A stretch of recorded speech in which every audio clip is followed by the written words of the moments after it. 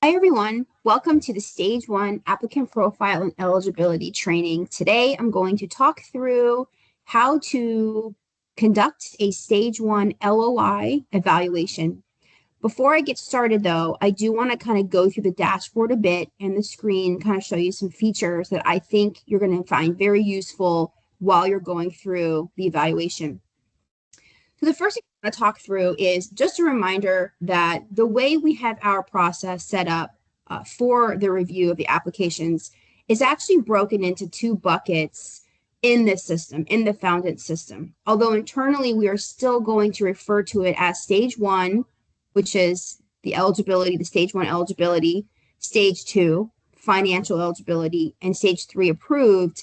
In Foundant, their terminology is a bit different. So the stage one bucket is actually called an LOI, and that's the logic model. That is where the applicant will submit the first part of their application, which is basically the two-year policy information, their general information, and where we will verify whether or not they are a Florida resident and meet the treatment qualifications. Then the second bucket is the financial eligibility, which is what they call the application. Even though it's one big application to us, Foundant has it broken down into two parts.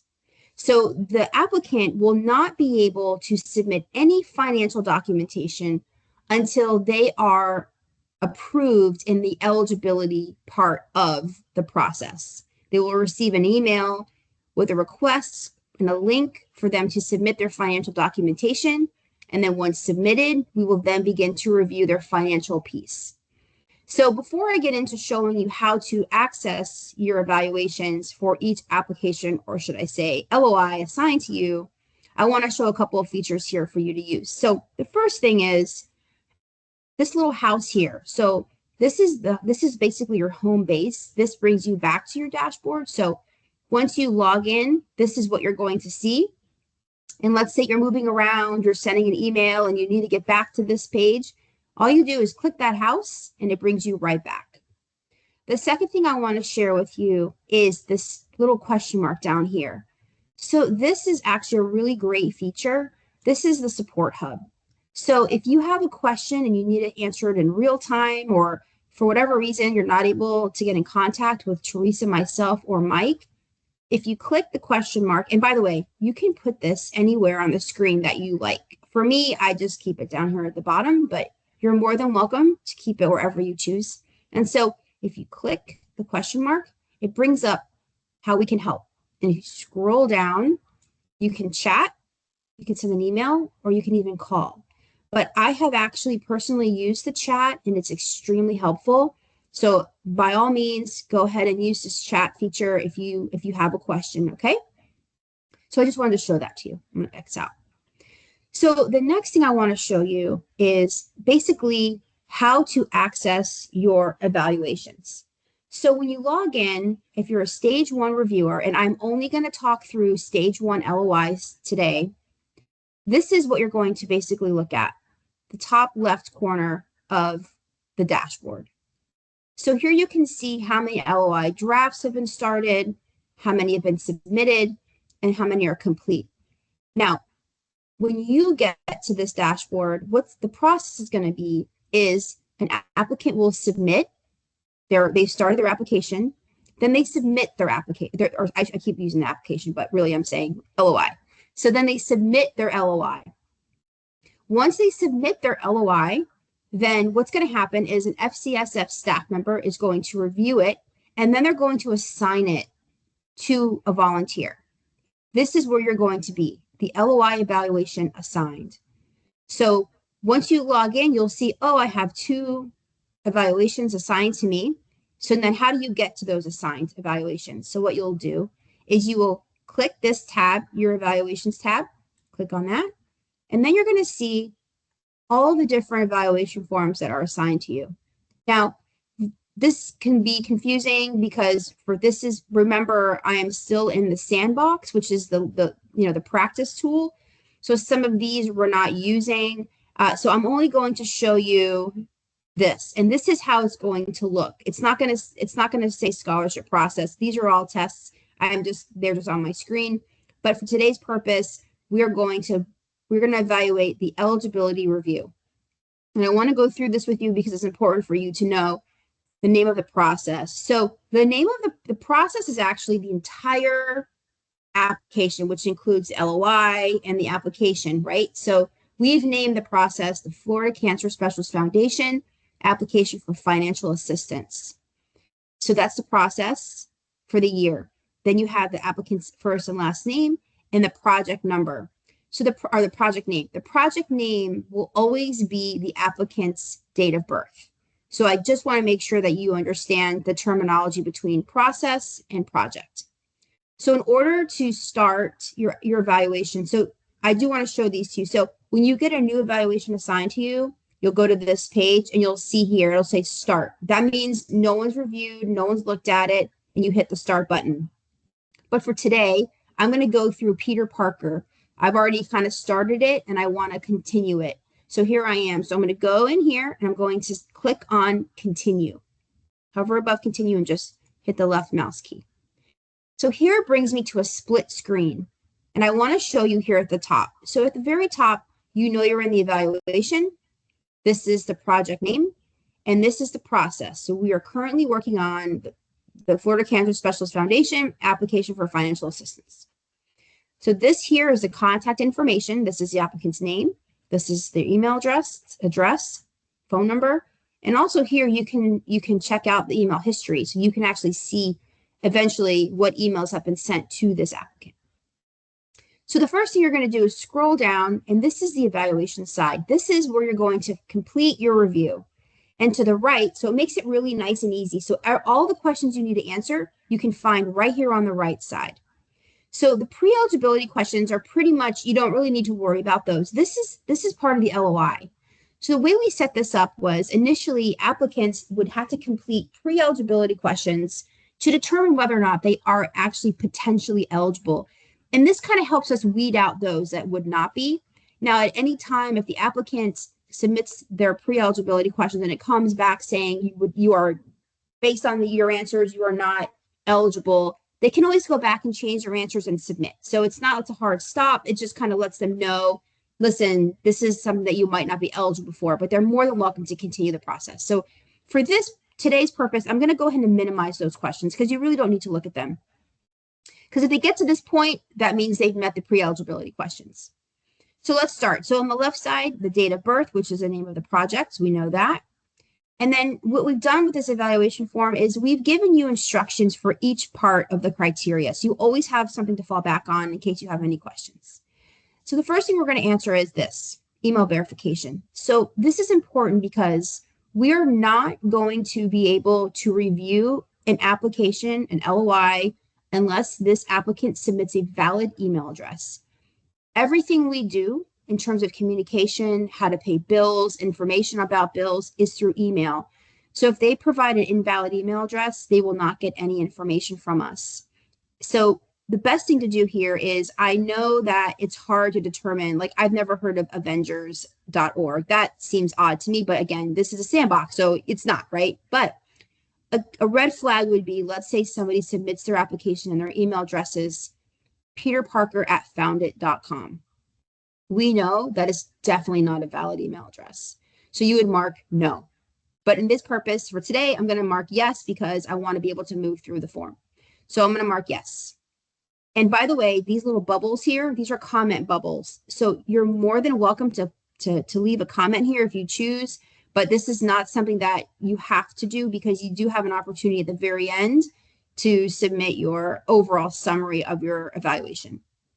So then we're going to move through stage 2 to the step 1 to your policy.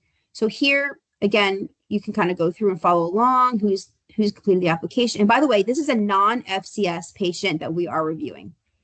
So the 2-year policy, what we've done here is we have uploaded a document here which will show everyone who's been approved in previous years. So the best way to review that is you hover over the document and you click the document.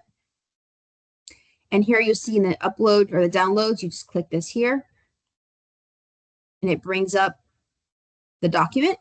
And so the one thing I do want to mention here is when you're searching for applicants, please make sure to verify the date of birth because There could be a person with a very similar name or the same name, and then we want to make sure we're actually reviewing the correct person. So this is the document that you'll be using this year to determine to-year policy. I'll go ahead and minimize that. And so here we have that. So I'm going to mark yes, this person meets to-year policy. The next step is going to be the proof of residency. So same thing here. You can see this person here did upload their Florida ID.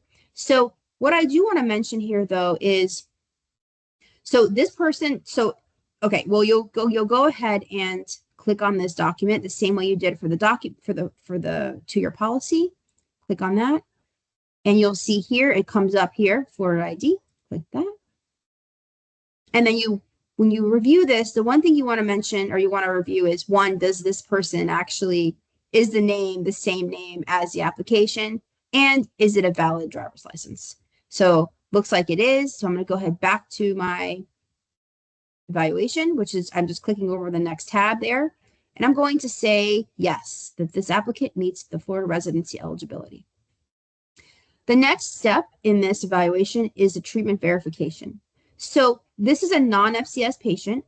So what we're going to do is we're going to see, did they submit their non-patient treatment verification form? So let's scroll down and see what they did. This is their race, their ethnicity. They've done everything there. And here we get into their verifying their cancer treatment. So again, we provided all the instructions for either or. This one says they're not being treated at an FCS cancer center. So again, it's a non-FCS patient. And so what happens here, and this is part of the logic model, is when they ask this question, are you being treated at a Florida Cancer Specialist Center, yes or no? If it's no, it goes to specific questions for non-Florida Cancer Specialist patients. If it's yes, then it goes specifically to only FCS criteria patient questions, like clinic name, physician name, and those types of things. So for today, we are going to go ahead and down here, non-Florida Cancer Specialist cancer patient. They're being treated at Moffitt Cancer Center. And let's see if they uploaded the form. And let's see, looks like they did. Okay, so what we're going to do is we are going to open up this document, which is the same way as before. So hover over, left click. And here we have the TX. We're going to open that up. So this is our new form. It's revised a bit. You can see we've added a couple more, specific instructions that it has to be signed by a licensed physician, oncologist, or licensed PANP within 30 days of the application submission date. So when you're reviewing the application, make sure, or when you're reviewing the LOI, make sure that this is signed within 30 days of the application being submitted. So this is the applicant, Peter Parker. This is what the doctor has filled out. So you're going through. Treatment start date is really important. Treatment end date is extremely important. You want to verify whether or not this applicant is under active cancer treatment or within 90 days of the active cancer treatment or the last treatment date. Looks like we're going to go with this as being signed by the doctor for today's purposes, but this person does match the name of the physician. So this form looks to be legit. So I'm going to go ahead and, if you see here, I'm going to go back to my evaluation tab here, and I'm going to click, here we go, FCS patient. Oh, okay, I'm going to scroll down here. So this is here, applicant's TX form is signed by a medical staff person. I'm going to say yes. I'm going to say it was signed within 30 days of the application submission date. I'm going to say yes. And then I'm going to choose my treatment status below. I'm going to say, yes, applicant meets treatment eligibility based on the form that I reviewed. So then the last part, so again, this is, I want to mention that I'm still in the testing mode. So this question is going to be deleted when the new process starts. So this won't be here. But then once you've made your recommendation and what you've reviewed, you're going to go to the bottom here. And this is where you're going to put your summary in of your evaluation. So you'll just put here, reviewed evaluation overall, everything the patient provided or the applicant provided appears to be eligible for stage 1. And I'm recommending they be moved forward to stage 2. So you can put whatever kind of comments you want. Then you'll put your name here. I'm going to put my name for today. And then I'm going to put the date. This is really important that we do provide this information. I'm going to just put applicant is recommended for stage 1 approval. So I'm just putting that in there for now. And then this again is going to be deleted. You won't need to worry about that. So you'll have to put your name, the date, and then here you are going to click your recommendation. So I'm going to click here, stage 1 eligible for financial review. That is my recommendation. And then I'm going to hit save. So now my evaluation form has been saved for Peter Parker. And at this moment, you can go to your next pending evaluation. So I do want to go back to the dashboard because I want to show you how to send an email in the event that somebody did not submit the documents that we required. So let's go back to the dashboard. I'm in my evaluations tab still. So I want to show you here. I'm going to go back to Peter Parker. So here I am back in Peter Parker. So let's go as if I started evaluation, and let's go down here to Florida residency. Let's say this person actually did not submit their Florida ID or proof of residency. So at this moment, what you'll want to do is, one, this will be a comment that you'll put at the bottom that this person did not submit and that you sent an email reminding them to submit their Florida ID, right? So the first thing you'll do here is you want to send them an email. And so what we've done is we've created email templates similar to what you're used to in RegPack. So at this time, what you'll do is, and actually let me back up. So if they don't submit it here, if you don't see their file here, it could be that a staff member uploaded the document for them. So before you send an email to request that they submit their Florida ID, you'll go up here to the top and you're going to go to documents, the documents tab. So here you can see there's 0. There are no documents in this person's application. So you know that a staff member did not submit any additional documentation to review. So at this time, you can go ahead and send an email. So the best way to do that is here. If you go over here to the top and you scroll, you'll see the name of the email. Just go to that little email box and you can compose an email by clicking on that little email icon. And what this does is it brings you to all of our email templates. Now, the ones with these little lightning bolts, what this means is they are attached to a form. So for instance, when every time an applicant submits their stage 1 LOI, it automatically sends them this email. Every time an FCS patient completes their portion of the LOI, this email automatically gets sent to our compliance team so they can start the verification process for their treatment. So that's what those symbols mean. You do not need to utilize any of the emails with the lightning bolt. So for this purpose today, we're going to look for the template that is requesting that they send their Florida resident ID. So here it is, and these are all in order, by the way, of the application process. So stage 1, application incomplete, Florida residency request. So what you'll do is you'll go all the way to the right, click that email, and there you have it. And so the email is going to be sent to Peter Parker. It's going to be, the reply will be to our foundation inbox. And this will always be, we've set them up where this is there, so you won't have to put that in. This is the subject. You do not need to change the subject. This is exactly how we wanted to say, how we wanted to show when they receive their email. And then all of this information will be filled in for you because it's being already, the system already knows that it's going to be sent to Peter Parker. And this is the email address or the email content asking for what we need and what the options are to send in and and here's a logo. And then all you have to do is go to the bottom and here, see this little question mark. I'm just like, gonna move it over. Then what you'll do is you will send the email. You can preview it before you send. If you have to edit anything for any reason, you can preview it. And by the way, there are some things you can edit. The only edits will probably be in stage 2 when we're looking for specific financial documentation. So stage 1, I don't really foresee any edits happening. But in the event that you do, you can make an edit and then preview it before you send it. And then when you're ready, you send the email, and there you go. Email has been sent, and you're good to go. And if you want to check the email history, if you click on the email history, then you can see every single email that's been sent to Peter Parker and when it was sent and who sent it, which is really nice. So that is basically how you're going to be reviewing the stage 1 LOI evaluations that are assigned to you. I'm going to go back here to my dashboard by clicking the house so you can see how to get back to that. I do want to share with you that you will have this metrics dashboard tab. Although you won't be able to edit anything, if you're ever interested in looking at our analytics and what we're doing in terms of how much money we're spending to date or how many patients we've served, Teresa has created some really great reports and graphs here. So you're more than welcome to go through this and review and take a look and see how we're doing. But really, you won't need to do anything with the tab. It's really just for viewing purposes.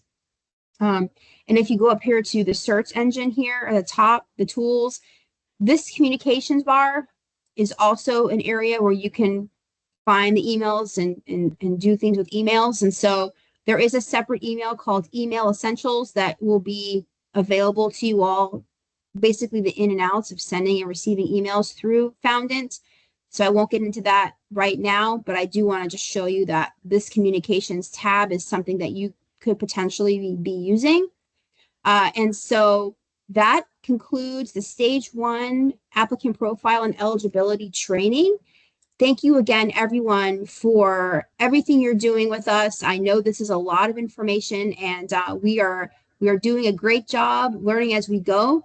And we are always here. The FCSF team is always here to support you if you have any questions or concerns through this process. But again, just want to thank you all for everything you're doing. And we're just really excited to start this new technology software and get moving for 2026. Okay, thanks, everyone.